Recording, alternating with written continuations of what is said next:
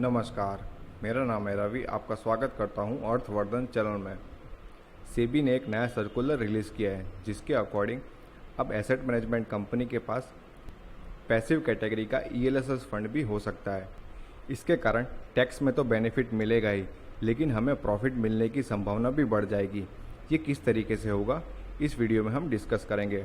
और इस नए सर्कुलर में और क्या क्या इन्फॉर्मेशन दी गई है सेबी के द्वारा, वो हम इस वीडियो में डिस्कस करेंगे। अभी के समय में जितने भी ईएलएसएस कैटेगरी के फंड्स हैं या फिर जितने भी टैक्स सेविंग कैटेगरी के फंड है, वो सारे एक्टिव कैटेगरी के फंड्स हैं।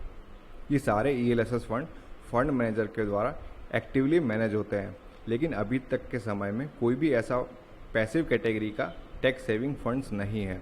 इसी के कारण सेबी ने एक नया सर्कुलर रिलीज़ किया है जिसके अकॉर्डिंग अब एसेट मैनेजमेंट कंपनीज कोई भी एक पैसिव ईएलएसएस कैटेगरी के स्कीम को शामिल कर सकती है। लेकिन इसमें नोट करने वाली ये एक बात है कि किसी भी एएमसी के पास एक्टिव या फिर पैसिव दोनों में से कोई एक ही फंड होना चाहिए। दोनों ही फंड रखना अलाउड नहीं होगा।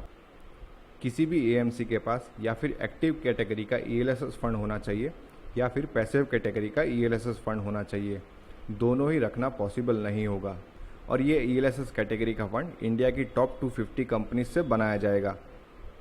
अब जैसा कि हम जानते हैं कि टॉप 250 कंपनीज में से बॉटम की 150 कंपनीज मिड कैप कैटेगरी में से आती है। और ये भी हम जानते हैं कि मिड कैप कैटेगरी के स्टॉक्स अच्छा रिटर्न्स देते हैं, जबकि टॉप 100 स्टॉक्स हमें एक स्टेबिलिटी प्रोवाइड करते हैं। अब पैसिव ईएलएसएस फंड से हमें क्या बेनिफिट रहेगा वो हम समझते हैं। इसमें एएमसी फंड या फिर ईटीएफ दोनों में से किसी भी एक स्कीम को लॉन्च कर सकती है।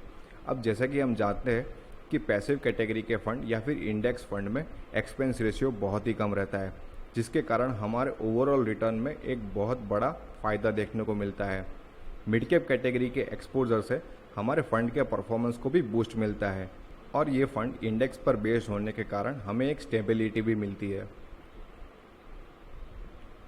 इस फंड में टॉप 250 कंपनीज का कंट्रीब्यूशन भी रहेगा। अब आप हमारे साथ कनेक्ट हो सकते हैं और हमें किसी भी तरीके का इन्वेस्टमेंट के रिगार्डिंग क्वेश्चन पूछ सकते हैं। आप हमें टेलीग्राम, ट्विटर या फिर इंस्टाग्राम पर फॉलो कर सकते हैं। लिंक मैंने डिस्क्रिप्शन में दे दिए हैं। होप ये वीडियो आपको पसंद आया होगा। अगर ये वीडियो आपको अच्छा लगा तो लाइक करो, शेयर करो और सब्सक्राइब करो। Thank you.